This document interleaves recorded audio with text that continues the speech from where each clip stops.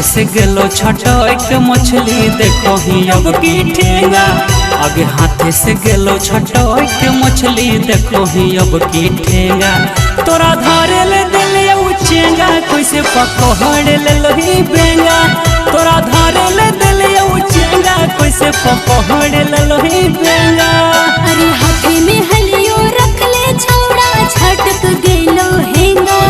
अरे हाथे में हलियो रख ले छौड़ा छटक गेलो हेंगा। हम धरल खोजलियो चेंगा पकड़ाई गेलो बेंगा। हम धरल खोजलियो चेंगा पकड़ाई गेलो बेंगा। जो तो सब सत्यानाश कर देंगे। तोरा धरे ले दिले चेंगा चेंगा पकड़ ले लोही बेंगा। हम धरल खोजलियो चलियो चलियो।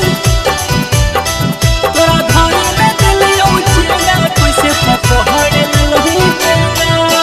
तनिको नहीं दिल को भगवानो बुद्धि गे। अरे धरल खोजलियो झोला में छोड़ा गेलो कूदी रे। आगे तोर ध्यान कहाँ हलो साफ साफ बोल। तनिको नहीं दिल को भगवानो बुद्धि गे।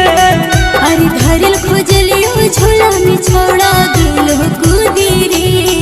आगे बढ़ो हमरा खीस लागो मारियो फेंकी के घेंगा। आगे बढ़ो हमरा खीस लागो मारियो फेंकी के घेंगा। तोरा धरे ले दिलियो चेंगा कैसे पकड़ ले लोही बेंगा। अरे धरल खोजलियो चेंगा पकड़ाई गेलो बेंगा। तोरा धरे ले दिलियो चेंगा चेंगा पकड़ ले लोही बेंगा। हम धरल खोजलियो चलियो चलियो। तोरा धरे ले दिलियो चेंगा कैसे पकड़ ले लोही बेंगा। करल धरल चीज पर फेर दिलही पानी गे। अरे हो गइल निसटे एक हाथ से गेलै पानी रे। एकदम अनाड़ी होगी की गे। हाँ हाँ करल धरल चीज पर फेर दिलही पानी गे।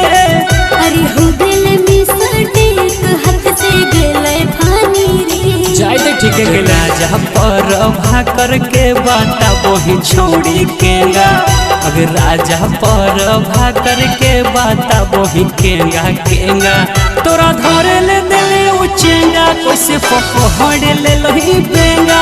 अरे धरल खोजलियो चेंगा पकड़ाई गेलो बेंगा।